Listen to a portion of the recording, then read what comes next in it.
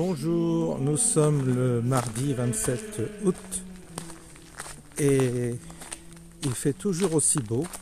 Ah là, on peut dire que en ce moment on a des jours très agréables, même chauds, et du soleil.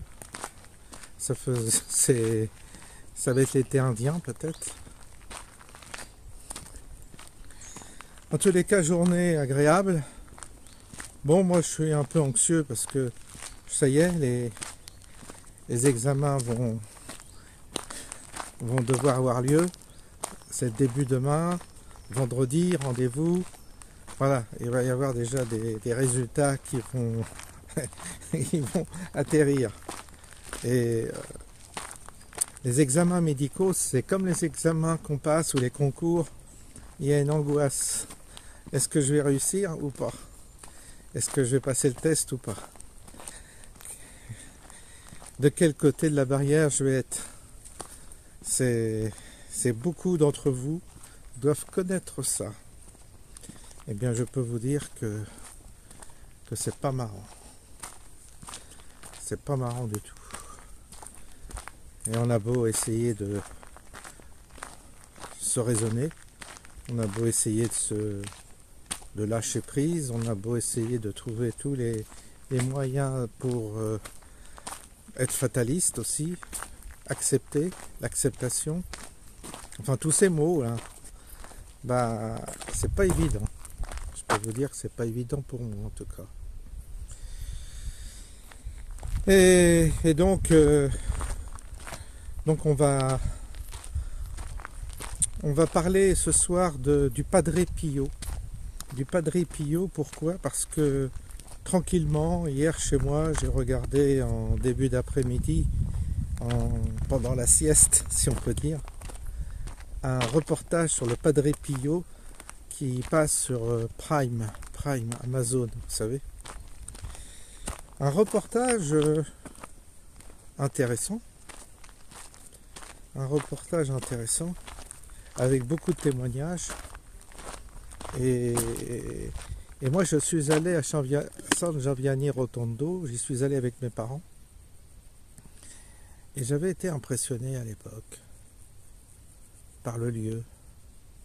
Mais impressionné comment? Ouais, impressionné par le faste qui a été... le faste.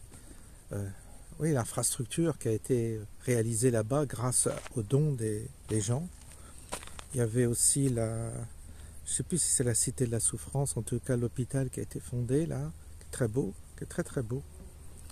Et l'église, récente, hein, l'église, mais l'église aussi. Et donc, le Padre Pio, si vous voulez, il est dans la longue... Enfin, d'une certaine manière, il est dans la tradition des mystiques qui se sont manifestés dans l'Église. On retrouve les mêmes caractéristiques, on retrouve les mêmes propos, les mêmes attitudes, on retrouve des choses très communes entre les personnages que l'Église a canonisés et ce Padre Pio qui n'échappe pas à la règle, c'est-à-dire, si je résume, il bénéficie d'une apparition, d'une entité, alors qui prend la forme d'une religieuse, et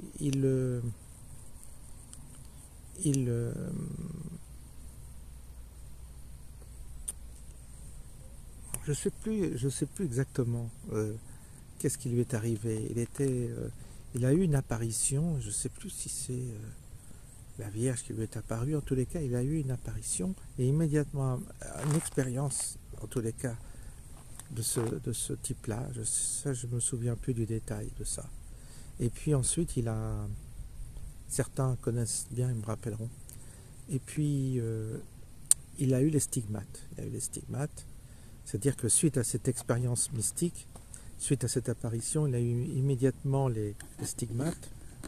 Les stigmates, ce sont des plaies aux mains et aux pieds.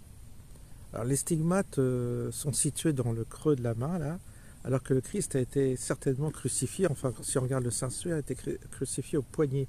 Parce qu'on dit qu'il ne pouvait pas crucifier les gens, les Romains ne crucifiaient pas dans les mains parce que la main se déchire sur le poids du corps. Donc c'était au niveau du poignet que c'était crucifié. Bon, c'est un détail, mais ça veut dire que les stigmates ne sont pas exactement à l'emplacement des plaies du Christ. Mais en tous les cas, les stigmates, c'est quelque chose de... Les stigmates, c'est quelque chose de connu dans l'Église. Il y a beaucoup de mystiques qui ont les stigmates. Je crois que Saint François d'Assise avait les stigmates aussi, si je me souviens bien. Et j'aurais dû réviser. Bref. Et donc, le fait commun, c'est que on retrouve, il y a une grande soumission aux autorités de l'Église. À chaque fois, les saints en question sont fidèles à l'Église et observent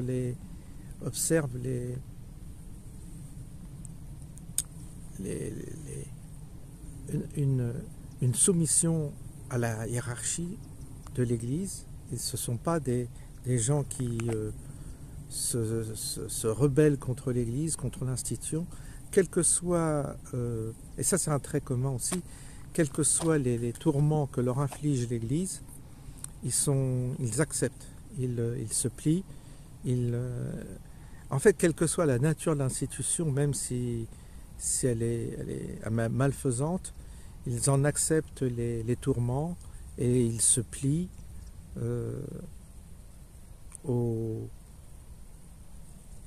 parfois aux brimades qui leur sont faites. Parce que le Padre Pio a été vraiment maltraité par l'Église, en tous les cas par l'évêque de son diocèse et par même des frères capucins, jusqu'à lui mettre des micros dans sa cellule et des micros même dans le confessionnal. C'est-à-dire qu'ils ont été jusque-là, ce qui est totalement odieux, qui devrait être puni par la loi, parce que dans le confessionnal, c'est même dans sa sphère privée, c'est totalement,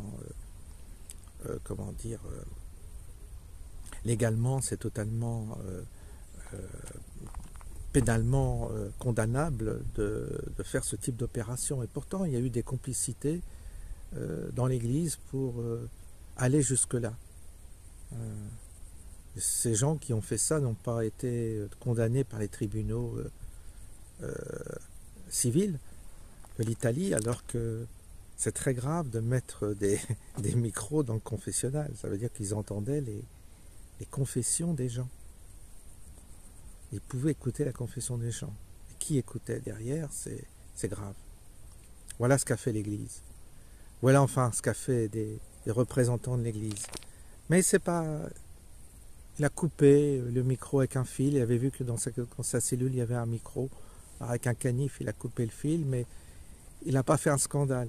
Il n'a pas manifesté quoi que ce soit vis-à-vis de l'Église en disant... Il a comme accepté cette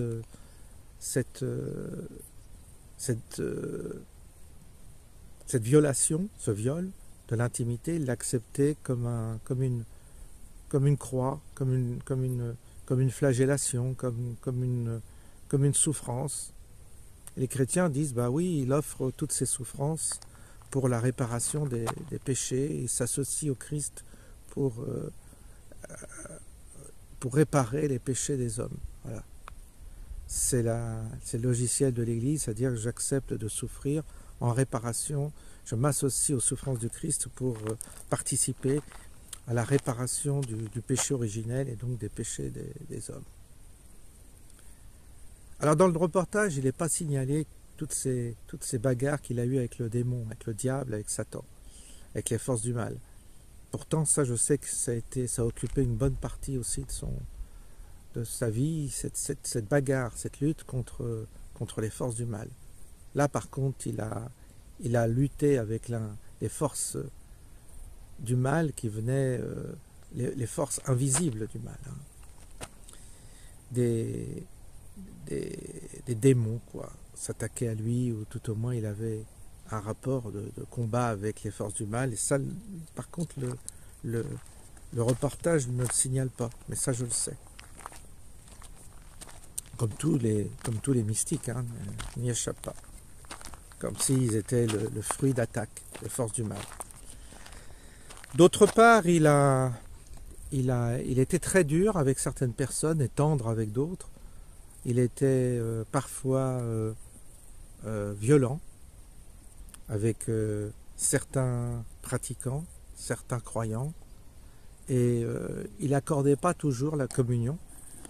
Il voyait dans les gens s'ils étaient dignes ou pas de recevoir la communion. En gros, est-ce qu'ils s'étaient confessés avant de recevoir la communion, parce qu'il apportait une grande importance à la confession, au sacrement de la confession. Et donc il confessait à la chaîne, hein. Il faut savoir qu'il confessait énormément, et la valeur de sa confession était particulière parce qu'il voyait si les gens étaient sincères ou pas dans leur confession, et il les renvoyait balader, même parfois assez violemment. Il y a des scènes assez croustillantes où ils disent que les gens étaient rejetés du confessionnal. Va-t'en, t'es pas sincère, tu ne seras pas pardonné. Et il faut le faire, hein, pour en arriver là. Ça veut dire qu'il avait un don de clairvoyance chez les gens. Et puis, il avait d'autres... il pouvait être à 2 ou 3 endroits différents. Ça aussi, j'avais entendu dire ça. Bon, bah ça aussi, c'est assez commun chez les saints, chez des mystiques. Le don de bilocation, je crois, ça s'appelle. Et puis, il y a aussi les miracles. Alors, les miracles, c'est-à-dire pourquoi les foules venaient à San Giovanni Rotondo. Bah, les foules venaient pour obtenir des guérisons, parce qu'il avait la réputation de faire des miracles et de guérir. Et donc dans le reportage en question, il y a quelques témoignages d'enfants, d'aveugles, de personnes malades du cancer qui ont été guéris par le Padre Pio. Guérison. Ça aussi, on trouve ça un peu chez beaucoup de mystiques, chez beaucoup de saints, ce don de guérison. Et puis, comment dire, il y a ensuite, une fois que le saint est mort, donc une fois que Padre Pio était mort, bah, effectivement, là, tout le monde l'a reconnu, on l'a canonisé, Jean-Paul II l'a canonisé, parce qu'il le connaissait avant d'être pape. Il a reçu tous les honneurs qui lui étaient dus après sa mort, bien entendu, unanimité totale, regret des prêtres ou des moines qui ont œuvré contre lui, qui ont mis des micros, tout ça, ils en sont meurtris, ils confessent qu'ils ont eu tort de le faire, mais ils l'ont fait quand même. Bref, unanimité ensuite pour le considérer comme un saint, et son corps est resté, je pense, plus ou moins intact, je crois. Il n'y a pas eu de dégradation, il n'y a pas eu de décomposition du corps, ça aussi, ça fait partie des miracles. Et puis il est dans un sarcophage transparent, on peut voir son corps.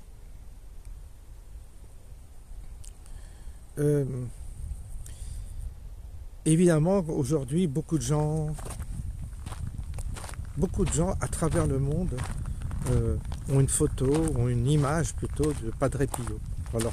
Dans leur petit oratoire, leur petite chapelle, beaucoup de gens prient le Padre Pio pour obtenir des guérisons, obtenir des faveurs, obtenir une aide spirituelle. Et donc, il est devenu, son image et sa force s'est répandue à travers, je dirais, le monde, dans tous les cas, le monde des chrétiens, des catholiques.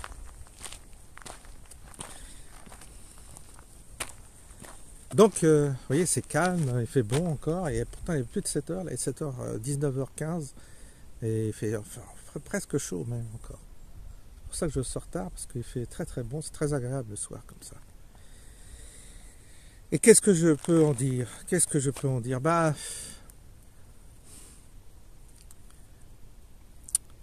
ce que j'en retiens, c'est que c'était vraiment le principe, c'est de demander aux gens de ne pas pécher, de s'éloigner du péché. Et donc le but, c'était sans arrêt de laver les gens de leurs péchés. La confession, c'est un peu ça, quoi. C'est que je lave et je lave et je lave les gens de leurs péchés, afin qu'ils puissent être dépouillés de toute mauvaise intention et donc pouvoir être dignes de recevoir le corps du Christ.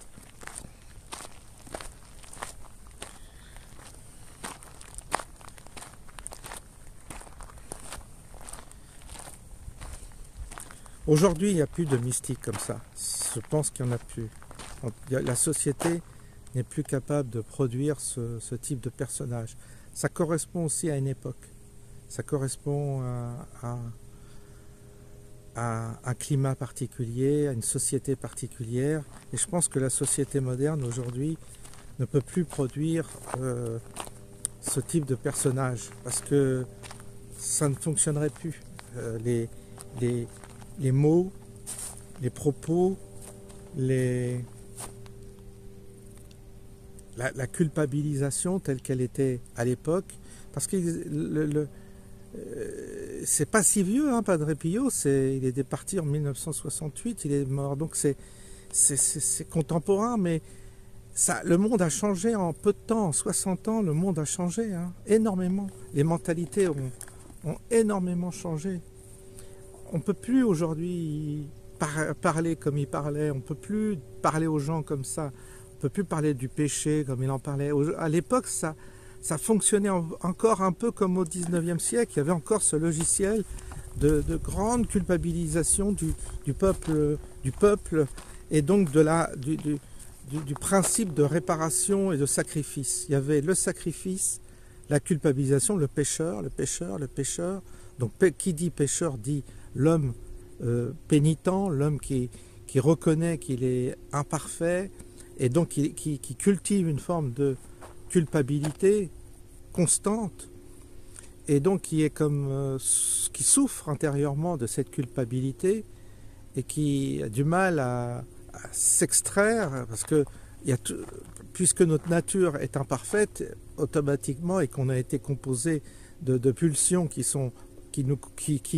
de point de vue de l'Église provoquent le péché, réprimer ces pulsions conduisent à des névroses, et ces névroses, on les soigne dans le confessionnal. C'était comme ça que ça marchait, mais en même temps, ça crée, si vous voulez, un climat très particulier dans la société. Et ça donnait aussi une forme de soumission aussi, d'une certaine manière, puisque à partir du moment où on est dans la repentance continuelle, presque obsessionnelle, avec ce désir de perfection suivant un modèle inatteignable,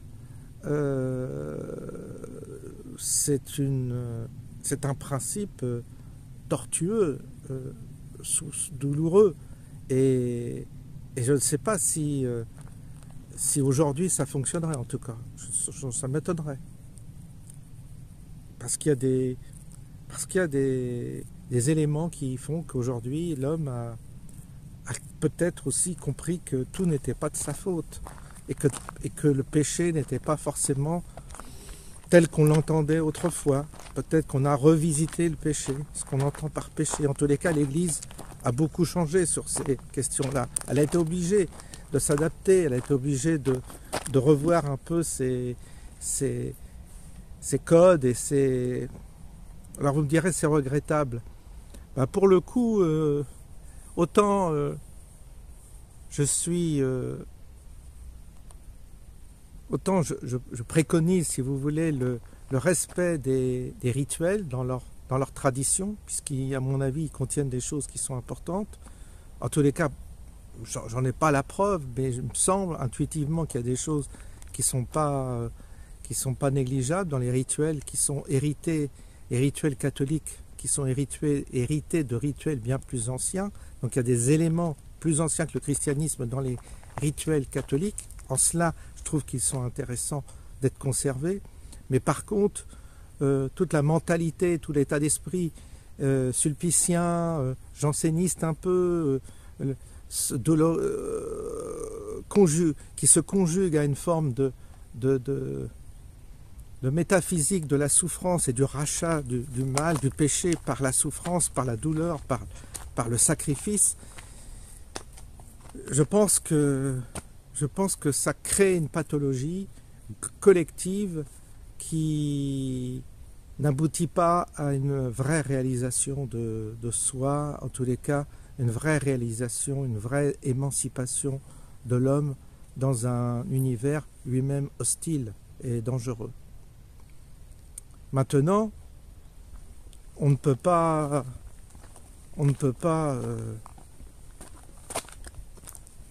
dire que c'est négatif. Ça l'était pas à l'époque.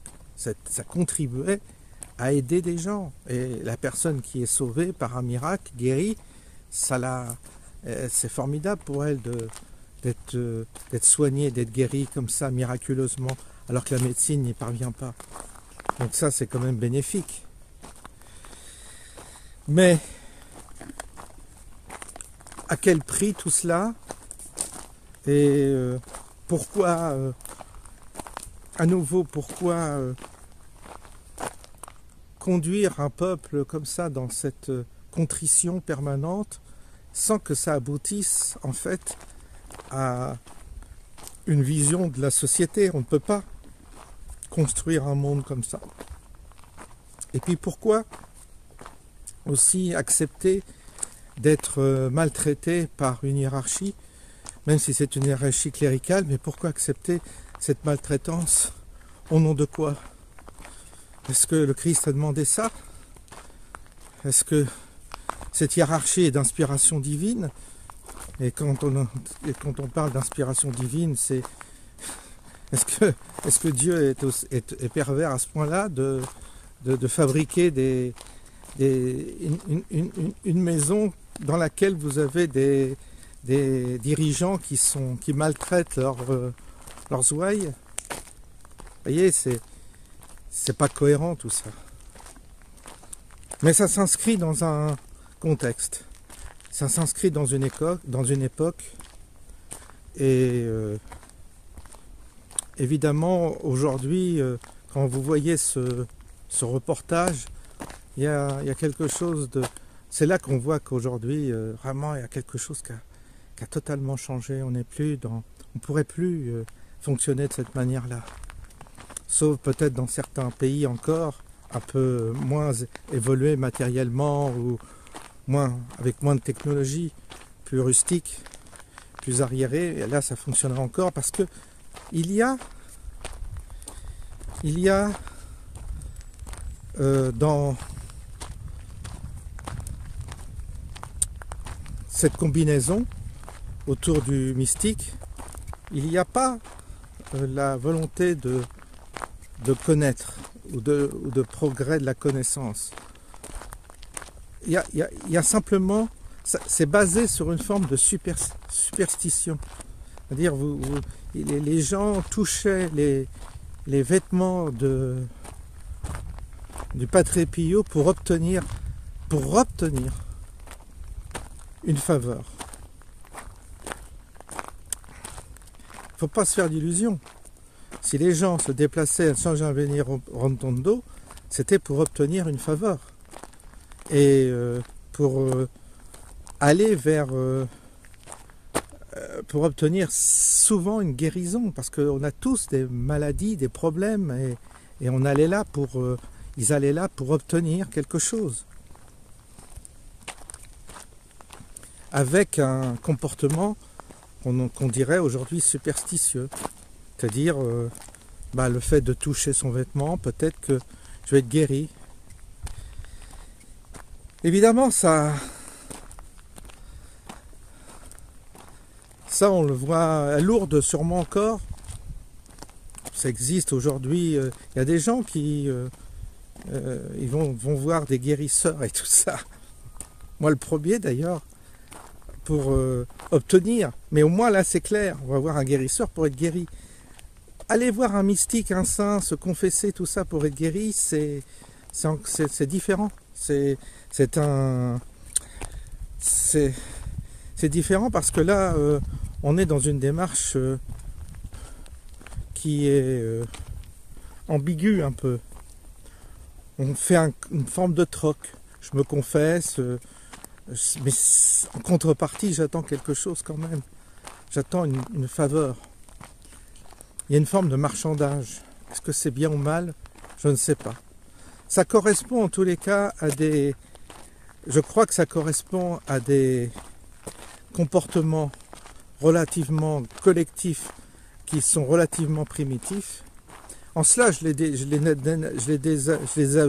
ne les désavoue pas, je ne les diminue pas, mais il y a un côté primitif dans cette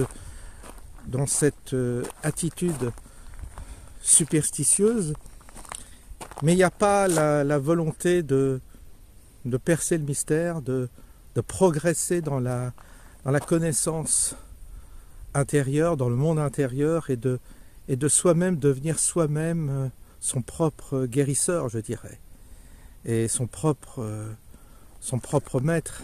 Parce que, évidemment, la dépendance, ce type de dépendance, nous conduit à être soumis à quelque chose qu'on vénère, mais en même temps qu'on ignore. On vénère quoi? On vénère le mystique en question, parce qu'on dit il est saint, mais lui, s'il est vénéré, comment il vit cette vénération? Comment il la vit? C'est ambigu aussi, ça. Est-ce que le mieux, ce serait pas de donner aux gens leur propre clé, leur propre autonomie, de façon à ce que tous nous devenions ce mystique, que nous soyons tous des Padre Pio à la rigueur, vous voyez? C'est dans ce sens-là où je vois qu'il y a une limite dans cette configuration-là. Parce que ce rapport de vénération d'un être supérieur, parce qu'il a des stigmates, il a des dons particuliers,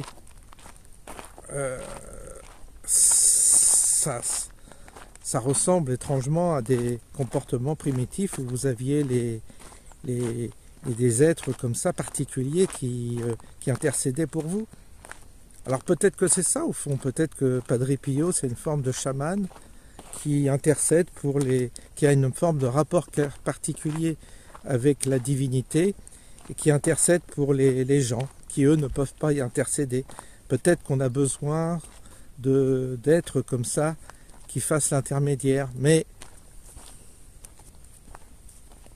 quelque chose me gêne là-dedans, c'est ce côté dépendance et ce côté je vénère un être humain pour qu'il intercède pour moi.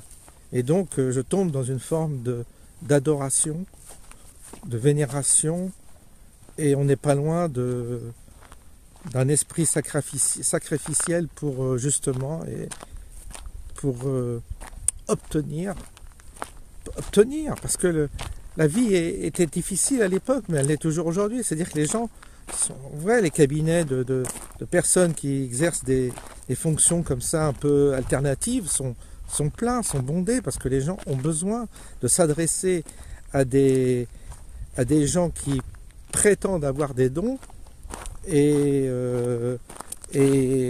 certains s'enrichissent parce que ils obtiennent ou pas, mais en tous les cas on a envie d'obtenir par l'intermédiaire de quelqu'un, parce que soi-même on n'a pas les clés. Et donc ça en tous les cas, moi je dis que c'est une étape de l'évolution humaine. Padre Pio, c'était une époque, mais une époque c'était le dernier, je dirais, mystique d'une époque qui a duré longtemps, qui a duré quand même longtemps, parce que d'autres ont, bien avant lui, ont avait il y avait les mêmes ingrédients, si vous voulez, les mêmes profils. Mais aujourd'hui, quelque chose a changé. Et je pense qu'aujourd'hui, on n'est plus, ça ne serait plus possible. Quelque chose d'autre nous est demandé. Alors, pourquoi? Peut-être que du coup, il y a une véritable modification qui doit s'opérer. Peut-être qu'il y a ce qu'on appelle une évolution. Mais je me méfie du mot évolution parce que parfois on est dans l'évolution et parfois on est dans la régression. Et aujourd'hui, des signes d'évolution, on ne peut pas dire que ça saute aux yeux, disons. Donc, prudence par rapport à ces mots. Mais il y a un changement. Et aujourd'hui, il me semble que la population croyante d'une manière générale, qui souhaite un peu dans l'église, mais pas trop, ou ceux qui étaient dans l'église et qui s'en sont éloignés, comme moi, s'est écarté de l'église. Parce que le discours ancien ne fonctionne plus, le catéchisme ne fonctionne plus, surtout qu'il s'est énormément appauvri en plus avec le Vatican II. Et donc beaucoup se sont éloignés, mais ils ne se sont pas éloignés de la foi, ils ne se sont pas éloignés du mystère, ils ne se sont pas éloignés de la source. Simplement, ils la cherchent ailleurs, ils la cherchent autrement, ils cherchent un autre chemin. Moi, c'est ce que je ressens. C'est ce que je ressens chez beaucoup de personnes. Il n'y a pas le côté de renier sa foi, il n'y a pas ce côté de renier, mais à dire ça ne me convient plus, ça ne répond plus en tous les cas à ce à quoi j'aspire. Et donc je cherche une autre raison, une autre manière de m'épanouir dans ce monde. Je ne peux plus être l'esclave de mes péchés. Et je ne sais plus ce que c'est que pécher du coup, parce que j'essaie de faire de mon mieux.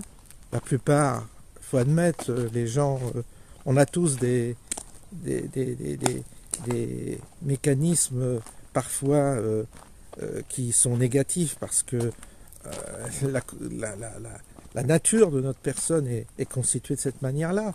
Donc on les repère parfois, nos mécanismes qui sont négatifs. Mais en gros, beaucoup de gens essayent quand même de bien faire les choses, de faire les choses correctement. Et voilà, et on ne cherche pas à ce qu'on appelle péché. Et le péché, on finit par plus vraiment comprendre de quoi il s'agit. Ouais, ça a un sens, mais aujourd'hui, il faudrait le réactiver, ce sens. En tous les cas, le réexpliquer autrement. Peut-être que ça existe, le péché, sans doute, mais peut-être que c'est plus tel qu'on le nommait autrefois. Il a peut-être changé de nature. Et donc, on n'est plus non plus dans la... Alors la culpabilité nous a conduit au gauchisme. Aujourd'hui, l'Occident, le wokisme et le gauchisme cultivent la culpabilité de l'Occident, et du coup, on se dit, mais cette culpabilité, elle est perfide, elle est mauvaise, et elle produit des effets totalement inverses à ceux espérés. Donc on voit bien que la culture et l'exploitation de la culpabilité a quelque chose d'absolument pervers. Ça empêche les gens d'évoluer, de se réaliser et de se construire. Donc la culpabilisation, c'est une forme de manipulation pour soumettre les humains et les garder en laisse. Est-ce que l'Église a usé de cette culpabilité pour tenir les gens en laisse? C'est pas faux. Je n'ai jamais aimé le principe de culpabilité. En tous les cas, je n'ai jamais aimé les discours culpabilisateurs globaux comme ça. Je n'ai jamais aimé ça. En tous les cas, je n'ai jamais aimé ces discours-là dans l'Église. Encore moins en politique, évidemment. Mais rien que culpabiliser et conduire les gens à les culpabiliser et asseoir son pouvoir sur la culpabilisation de l'autre, soi-même en s'extrayant de de cette culpabilité, c'est d'une malhonnêteté, c'est très malhonnête, quoi. Et c'est comme ça que les tyrans exercent leur pouvoir. Et dans l'Église, il y a eu beaucoup de tyrans. La preuve, c'est pour avoir mis des micros dans le confessionnal, c'est l'Église qui a fait ça.